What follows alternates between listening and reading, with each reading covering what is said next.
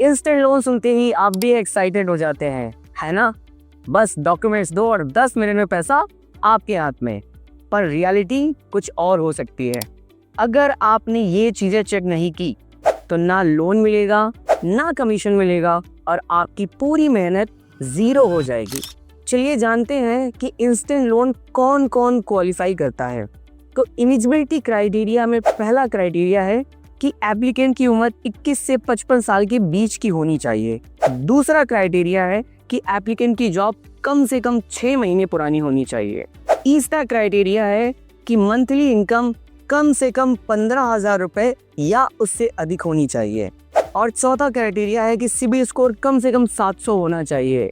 या फिर कुछ लेंडर्स ऐसे हैं जो आपको 650 पे भी लोन दे सकते हैं। एप्लीकेंट की सैलरी बैंक अकाउंट ट्रांसफर होनी चाहिए। कैश में सैलरी पाने वाले इसमें एलिजिबल नहीं होते। और छठवां क्राइटेरिया है कि एप्लीकेंट जिस कंपनी में काम करता है वो प्राइवेट लिमिटेड, गवर्नमेंट, एमएनसी या कोई कम से कम कोई रजिस्टर्ड फर्म होनी चाहिए। नेक्स्ट क्राइटेरिया है कि अगर एप्लीकेंट पे कोई लोन पहले से चल रहा है तो उसकी ईएमआई उसकी नेट सैलरी से 60% से ज़्यादा नहीं होनी चाहिए। इसको हम एक एग्जाम्पल के साथ समझते हैं। मान लेते हैं कि एप्लीकेंट की सैलरी 20,000 रुपये है तो उसकी एग्जिस्टिंग ईएमआई 12,000 रुपये से अधिक नहीं होनी चाहिए। डियर पार्टनर, कुछ एनबीएफसी टीयर 2, टीयर 3 और कुछ चुनिंदा शहरों में भी लोन देते हैं और ये एनबीएफसी टू एनबीएफसी वेरी करता है। ज़रूरी डॉक्यूमेंट्स क्या है आइए जानते हैं। Aadhaar card, PAN card, last 3 months की सैलरी स्लिप, लास्ट 6 मंथ का बैंक अकाउंट स्टेटमेंट जिसमें सैलरी आती हो, साथ ही साथ एम्प्लॉय आईडी, ईमेल आईडी। कुछ एनबीएफसीज एम्प्लॉय आईडी और ईमेल आईडी तक को वेरीफाई करते हैं और अगर आपका क्लाइंट इन सभी पॉइंट्स को मैच नहीं करता तो उसके इंस्टेंट लोन एप्लीकेशन के रिजेक्ट होने के चांसेस 100% तक हो सकते हैं।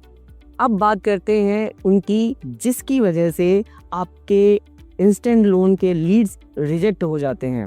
सिबिल स्कोर 650 से नीचे होता है, यानी 650 से नीचे हो, जॉब बहुत अनस्टेबल हो, बार बार स्विच किया गया हो, सैलरी कैश में मिलती हो, सैलरी में 60% से ज़्यादा ईएमआई चल रही हो, एप्लीकेंट जिस कंपनी में काम कर रहा हो वो रजिस्टर्ड फर्म ना हो या वो वेरीफाई ना कर पाया हो, पैन या आधार कार्ड में मिसमैच का होना भी एक बहुत बड़ा कारण हो सकता है, सैलरी अकाउंट इनएक्टिव या ओवरड्राफ्ट में चल रहा हो, पहले किसी लोन का सेटलमेंट या डिफॉल्ट चल रहा हो, बैंक स्टेटमेंट में सैलरी इरेगुलर या फिर सस्पिशियस इनफ्लो दिखे, एप्लीकेंट ऐसी लोकेशन पे रह रहा हो जिस लोकेशन पे एनबीएफसी लोन ही ना देता हो।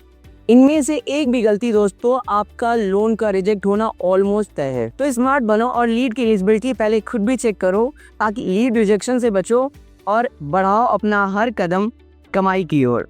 Thank you.